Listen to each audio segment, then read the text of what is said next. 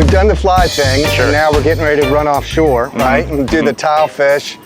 But we want to make sure that we catch some baits to float out the back while we're doing that, right? Just in case, it's a good insurance to have. It's always good to have live bait. I mean, honestly, it's kind of where we start every day. Right. I mean, there isn't a day you fish around here with pretty much, unless you're just committed to, you know, artificial inshore. But if you're fishing off the beach, offshore, 9 times out of 10, this is gonna be part of your day. Yeah, absolutely. So how do you catch bait? I mean, you know, it seems like all you do is just tie on a sabiki rig and then wait and drop it down and you catch them, but that's not true at all. No. So, no, really, you know, the bait fish are no different than, you know, the game fish that you're trying to pursue. They all have these habits and seasonality, if you will. Like those are good baits right there. Those are all threadfin herring. Size. Yeah. Pretty much a Snickers bar of the sea there. Absolutely.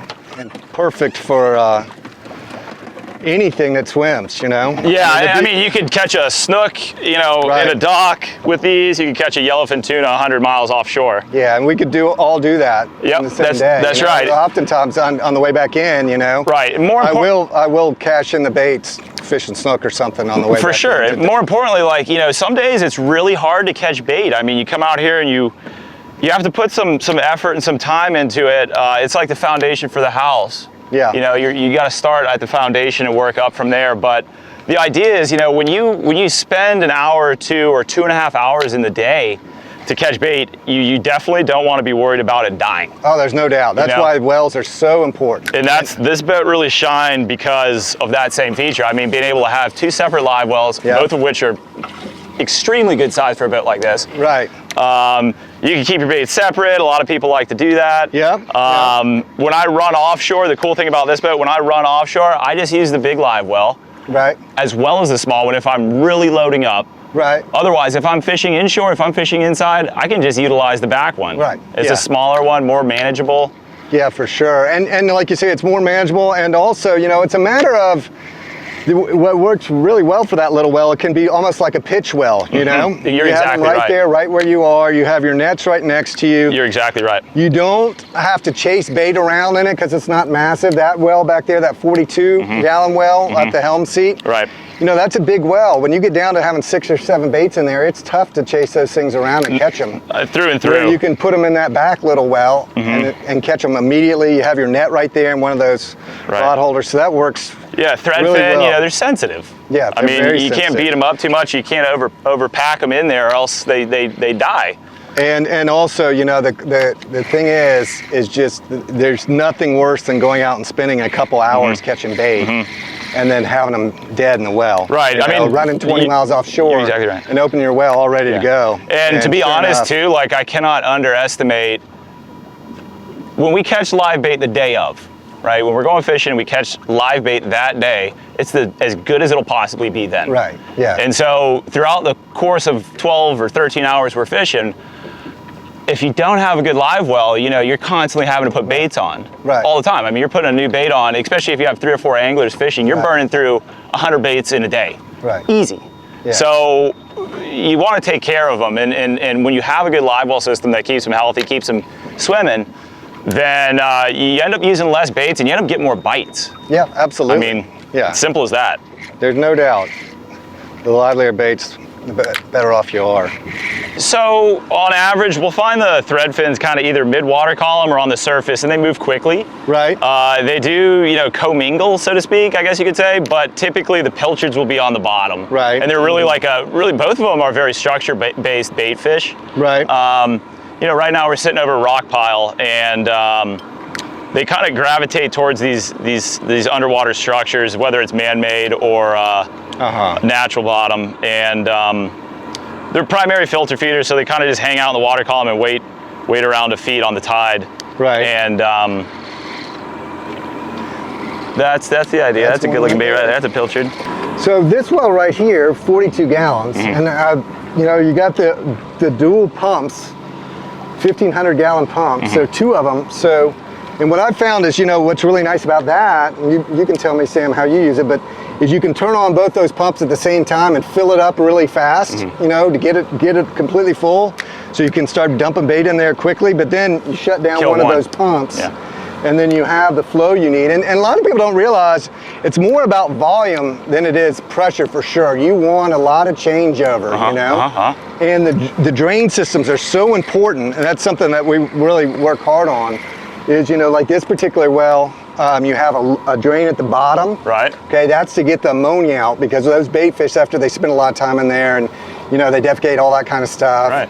That ammonia sinks to the bottom, and that toxifies the well from the bottom up. And if you're not draining the well from the bottom, that'll go ahead and take over the whole well, and you'll start getting all those fish to die. So it's real important to have that drain at the bottom, and then you have the 2 drains at the top as well, and then you have these are the adjustable drains, so that you can fill them all the way top and get that pressurized well set up, you know, so you don't have a lot of slash. I've messed with it enough to know that it's like so adjustable. It's amazing how many settings you can really it's infinite create that live well there. Even you would never assume that live well would be that intricate, right? But it is, and it really is. But you know, and people like to use them different ways. For sure. Certainly, being able to fill it all the way to the top and pressurize it so that bait does not slosh around when you're running is a big deal. I agree, 100%. Sure. Yeah. Ooh, what do we got here? Croaker. Nice. Somebody will eat him. Yeah, I'm gonna bring him.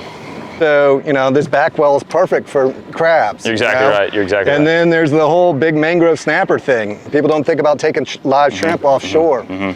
But certainly you can wreck some big mangrove snapper on live shrimp. No doubt. And you're right, though, like there's no reason to put a bunch of crustaceans in that big well when you have the small one. Yeah, and then have to go digging around in there to get them out and everything else. That was something I learned with my last boat, was I just had the big well. And it's like, and it's in the floor, so I had to bend down and pick up my baits every single time I wanted to get something. Yeah, so there's no doubt there's an art to this whole thing. Not only does it matter what kind of sabikis you're using and what weights and all that kind of stuff, but then in terms of just doing it, not tangling up. And so what's your trick on that? I mean, there's a lot of different techniques, but typically when I cast out a sabiki, if I'm like forehand casting or backhand casting, just make that cast, like that rotation essentially just slower, like slow your reaction rate down, because your rig is 3 feet long. You know, just don't, you gotta be very cognizant of typically what's behind you. If you notice, like I never kind of put the rig behind me to throw it. Right. I always kind of leave it in front of me and just kind of pendulum it out, honestly. There's really, for what we're doing right now in terms of bait fishing on structure, there's no need to throw it far. You know, you just got to drop it down. And it's kind of like most bottom fishing right now. When you fish bottom, you don't want to be scoped out. You don't want to have it way outside of the boat. You kind of want it to be just fishing straight up and down. And I mean, part of the reason, right, the reason we're using a sabiki rig is because by the time I threw the net here, as that net suspends, it closes the farther and farther it goes down, right? And the bait will see it coming, swim out from underneath it, and I'll pull up the big net, 12-foot net. It won't have any bait in it. So dropping the rig down in usually anything deeper than 13 feet of water is the best way of catching bait rather than throwing the net. Right, and then obviously too, I think a lot of people, you know, struggle with, even as they're bringing it up, they get tangled up and that kind of stuff. And the critical part seems to me is that you have to keep the line tight at all times. For sure. As soon as I just hooked one here, and as I'm bringing them up, I'm slowly coming up. That's right. That's not the right one. Still. But no, you're right though. And as you slowly bring it up, like after one eats you, exactly, they swarm. that's the key. Right. You got to get the first one on. And like and then once you get him, then slowly bring it up, keep it tight the whole way. Even when you're unhooking them, you want to keep everything tight. Right. The best demonstration, right, is like, so imagine 3 fish eat my bottom hooks right here. If I go slack on them, they'll swim that weight up. 100%. And then wrap around this entire rig, right? And then it's done. And it's done. Yeah, you pretty much have to throw your rig out after that. And you know, these rigs aren't cheap, so you try not to do that. You try and just slowly, steadily reel it back. You know, you can adjust things like weight. Heavier the weight, you know, the less it'll do that. But and then also, I think what you mentioned before about if you can get away with not throwing it, don't throw it. The most effective way is straight up and down. Not only are you keeping a straighter line that way, and you can feel it a lot better too as you're doing that. But you know, the longer it takes you to bring these fish in, I mean, they pull. They're strong for their size. You have these little hooks. You bend out the hooks and everything else. So you want to be able to. I just had another one. You want to be able to just bring them right up straight from the bottom, straight into the well. So, yeah, I mean, another major like pro tip, like these little D-hookers right here, they will save you in terms of, they'll keep the bait more alive, you know, by touching the bait, by grabbing him, you take the slime coat off of him, by the time he gets to the live well, spends 5 or 6 hours in there, he's not doing great, you know, and so it, for you as well though, like it's actually benefiting the angler because ideally, like, and I explain this to everyone, like the best thing I tell people is whoever has the rod in their hand, once you have a bait on, you swing him over the boat, but that guy with the rod will always grab the weight. Right. And if the guy with the rod grabs the weight, he keeps the line taut, then somebody comes by with a D-hooker and can just D-hook every one of these baits in unison. And it just works out that way. We figured it out, you know. And yeah, back to that the whole, I think, golden rule is keeping the line tight at all the time. For sure. The weight down. Right. You know? Yep. I agree with that 100%. In part 3, we head offshore to 750 feet of water, and we go out and do a little deep dropping, which was really exciting for me. I haven't done much of that before. But another thing we did was we talked about the engine packages and how Sam set up his boat. Sam had come out of a center console, bigger center console with twin engines on it.